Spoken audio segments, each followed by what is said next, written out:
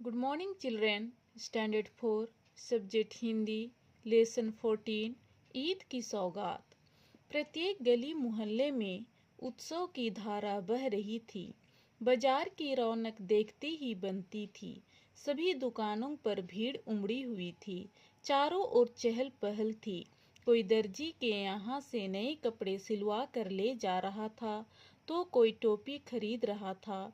कोई सेवाइयों के लिए मेवा लेने आया था, तो कोई दूध लेने दौड़ा जा रहा था। रमजान का पूरा महीना बीतने के बाद ईद का मुबारक दिन जो आया था। इस पाठ में ईद का त्योहार सबके जीवन में खुशियां लेकर आता है। रमजान का पूरा महीना बीतने के बाद ईद का त्योहार आया था, इसलिए सभी खरीदारी कर रहे थे और बाजारों में भीड़ तथा चहल पहल दिखाई दे रही थी। सभी बड़े बच्चे ईदगाह जाने की तैयारी में व्यस्त थे। रहमान के अब्बा ने आवाज लगाई, रहमान बेटा जल्दी आइए, ईदगाह जाने के लिए देर हो रही है। रहमान झटपट तैयार होकर आया और अपने अब्बू के साथ ईदगाह चल दिया। नमाज अदा करने के बाद रहमान ने अपने अब्बू से कहा, अब्बू, आज ईदी में मैं आपसे जो मांगूंगा क्या आप मुझे देंगे? अब्बू ने हंसते हुए कहा, हाँ हाँ, बताइए क्या चाहिए आपको? रहमान बोला, बाद में बताऊंगा। अब्बू रहमान को ईदगाह के निकट लगा मेला दिखाने ले गए। उन्होंने सोचा कि वहां से रहमान अपनी मनपसंद चीजों को खरीद लेगा। रहमान अब्बू के साथ पूरा मेला घूमा, परंतु उसने किसी चीज पर हाथ ना रखा और घर लौट आया। ईद के दिन सभी बच्चे ईदगाह जा रहे थे। रहमान भी अपने अब्बू के साथ ईदगाह गया। नमाज अदा करने के बाद रहमान ने अपने पिता से कहा कि ईदी में मैं आपसे जो मांगूंगा क्या आप मुझे देंगे? अब्बू ने सोचा कि मेले से कुछ मनपसंद चीजें खरीदेगा, लेकिन रहमान ने मेला से कुछ भी नहीं लिया और घर वापस लौट आया। आज रहमान ने अपने मित्रों को दोपहर के भोजन पर बुलाया था। उसकी अम्मी ने तरह तरह के पकवान बनाए थे। नावीद, परवेज और खुशी तो आए, परंतु मोहित नहीं आया। मोहित के न आने से रहमान उदास हो गया। उसने अपने मित्रों के साथ भोजन तो किया, लेकिन बुझे हुए मन से। ईद के दिन रहमान के घर उसके सारे दोस्त तो आए, पर मोहित नहीं आया। मोहित के ना आने से रहमान उदास था। शाम 4 बजे का समय था। रहमान अपने अब्बू के कमरे में दाखिल हुआ और उनका हाथ पकड़कर खींचता हुआ बरामदे में खड़ी कार के पास ले गया। अब्बू असमंजस में थे। उन्हें समझ नहीं आ रहा था कि रहमान क्या चाहता है।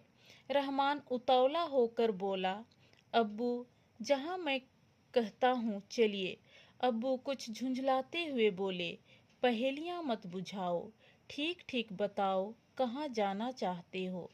रहमान ने रुआंसे स्वर में कहा, अब्बू, आप जल्दी से मोहित के घर चलिए, मुझे उससे मिलना है।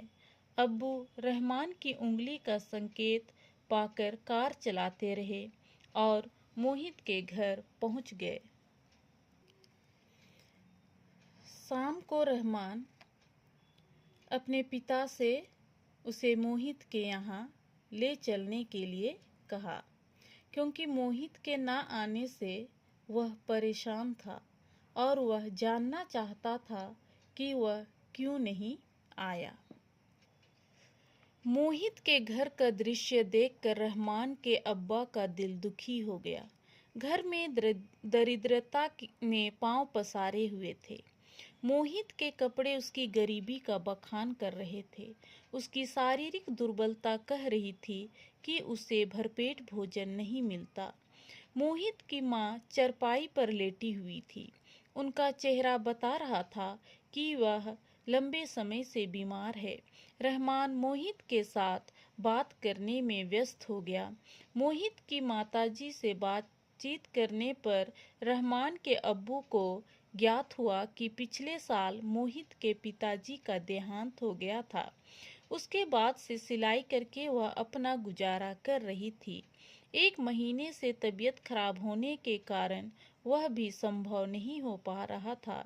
सब जमा पूंजी खर्च होने के कारण वह मोहित की फीस भी नहीं भर पाई थी। जब वे मोहित के घर पहुंचे, उन्होंने देखा कि मोहित की माँ बीमार थी और चारपाई पर लेटी हुई थी। उनकी गरीबी देखकर रहमान के पिता का दिल दुखी हो गया। मोहित के अब्बू की मृत्यु हो जाने के कारण उसकी माँ सिलाई करके गुजारा चला रही थी, लेकिन बीमारी के कारण जमा पूंजी खर्च हो गई थी और मोहित की फीस भी नहीं भर पाई थी। विद्यालय से उसका नाम काटे जाने की चेतावनी भी मिल चुकी थी। रहमान के अब्बू यह सब सुनकर व्यथित हो गए कि तभी रहमान उनके निकट आकर बोला, अब्बू, मुझे मेरी ईदी चाहिए। अब्बू ने प्रेम भरे स्वर में पूछा, बताइए क्या चाहिए? रहमान ने कहा, आप मोहित की फीस भर दीजिए। मैं चाहता हूँ कि उसकी पढ़ाई कभी ना छूटे। अब्बू की आंखें नम हो गई और उन्होंने अपने कलेजे के टुकड़े को गले से लगाते हुए कहा, बेटा, तुमने ईद का सही मतलब जाना है। यह सुनकर रहमान फुला न समाया और उसने मोहित को गले लगाकर ईद मुबारक कहा। दोनों मित्रों की आंखों में खुशी के आंसू बह रहे थे। किसी की आंखों से चुरा कर नमी, होठों पर खुशी सजाना। दिल के दर्द मिटाने को अच्छा है ईद का आना। यह जानकर कि फीस ना देने के कारण मोहित को विद्यालय से नाम काटने की चेतावनी मिली थी। रहमान के पिता दुखी हो गए। तभी रहमान ने अपने पिता से ईदी मांगा। ईदी में उसने क्या मांगा? उसने ईदी में रहमान की फीस भर देने के लिए कहा, जिसे उसे अपने पढ़ाई ना छूटे। उसके पिता यह सुनकर भावुक हो गए और अपने बेटे को गले लगा लिया। उन्होंने कहा, आज तुमने ईद का सही मतलब जाना है। दोनों मित्रों ने एक दूसरे को गले लगाया और ईद मुबारक कहा। तो बच्चों, इस पाठ से हमें यही शिक्षा मिलती है कि सभी धर्मों के प्रति सहिष्णुता